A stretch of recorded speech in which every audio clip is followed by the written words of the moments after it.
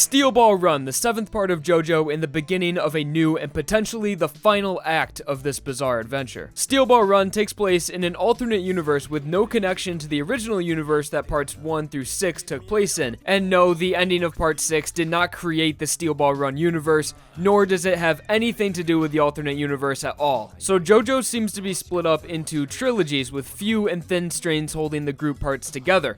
Parts 1 through 3 follow the story of the Joestar bloodline versus Dio Brando, along with the Stone Mask, its origins, and its creations. Parts 4 through 6 follow the arrowheads that grant stand abilities, and we follow the journeys spawned from the arrow's powers. Now comes along Part 7, Steel Ball Run, and if we follow the trend, that would mean the beginning of a new trilogy, but we are dangerously close to Part 9 theories at this point, so how about we talk about the actual point of this video? What is Steel Ball Run? You guys seem to really enjoy my What is JoJolian video, where I pretty much gave a quick synopsis of the part, talked about what makes it different and unique, and in general, I just tried to compress everything about the part that I love and why you should read it in one single spoiler-free video. So today, what is Steel Ball Run? Steel Ball Run was really a fresh start for JoJo, or rather a fresh start for the creator of JoJo, Hirohiko Araki. There were a lot of changes in between parts 6 and 7, the switch in magazines going from weekly Shonen Jump to monthly Ultra Jump, a seinen manga magazine, and also a complete overhaul of the story taking place in a completely new universe with all new characters, but of course having names in reference to earlier parts of JoJo.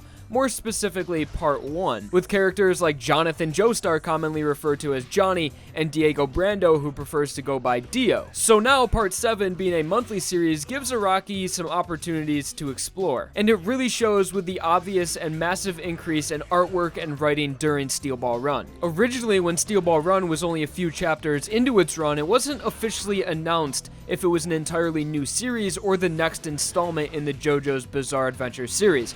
But after a handful of chapters and the introduction of its main JoJo, it was confirmed that Steel Ball Run is the 7th part of JoJo's Bizarre Adventure. So Steel Ball Run follows our main character, Johnny Joestar, who has a burning desire to walk again and discover the mystery behind the rotation, and Gyro Zeppeli, who is willing to risk his life for justice and save an innocent child's life from his homeland, in their journey across America while participating in the Steel Ball Run horse race full of excitement, suspense, twists, and emotions. This part does still follow the basic formula of JoJo, fighting stand users, and then some more stand users, and then comes the main villain. But the way this part uses this very basic formula to grow its characters and progress its story is done in the most natural feeling and organic way we have ever seen in JoJo so far. The stand battles are not forced, and the minor villains actually have their own motives for their actions, as they each have their own reason for participating in the Steel Ball Run race, and of course they are all competing against each other. And this makes a huge impact on the quality of the series, as most of the parts are the journey themselves and fighting minor antagonists. So let's take a look at some minor antagonists from parts 3, 5, and even 6. Most of them are simply just working for the main villain because so, and even in the case of part 3, they're quite literally brainwashed by Dio, making them as flat and uninteresting as possible, with no backstory or motives of their own. But in Steel Ball Run, even when characters are directly working with the main villain, they still have their own goals that they were originally trying to pursue, and that is their reason for being in the race. For example, Sandman and Diego, although they were working for the main villain and trying to stop our main protagonist, they still had that burning desire for their original goal underlining their motives while working with Funny Valentine. And speaking of Funny Valentine, the main villain of the part, which I assume most of you already know this, even if you have not read or started Steel Ball Run, because of all the gameplay I've shown on this channel, or if you've played the games yourself, and all of the massive amounts of fan art and just art in general you see online. Funny Valentine really breaks the norm when it comes to villains in JoJo. He's not evil just for the sake of being evil, or does he have some twisted justification for his wrongful actions. What makes a good villain is a real and believable character. What makes a great villain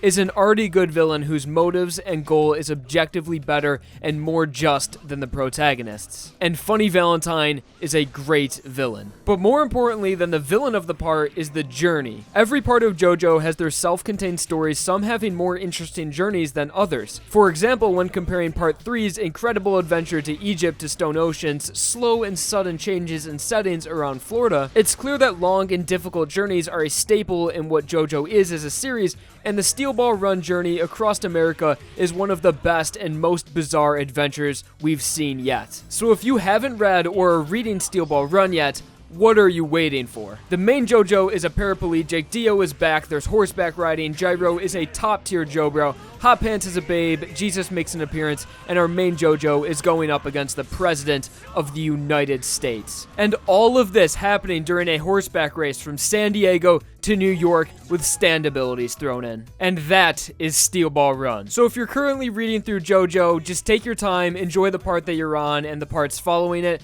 but just know that you are in for a real treat once you get to the alternate universe. Be sure to like the video if I fought your boredom or if you just enjoyed it, and of course subscribe for more videos. Thank you all for watching, and I hope you enjoyed.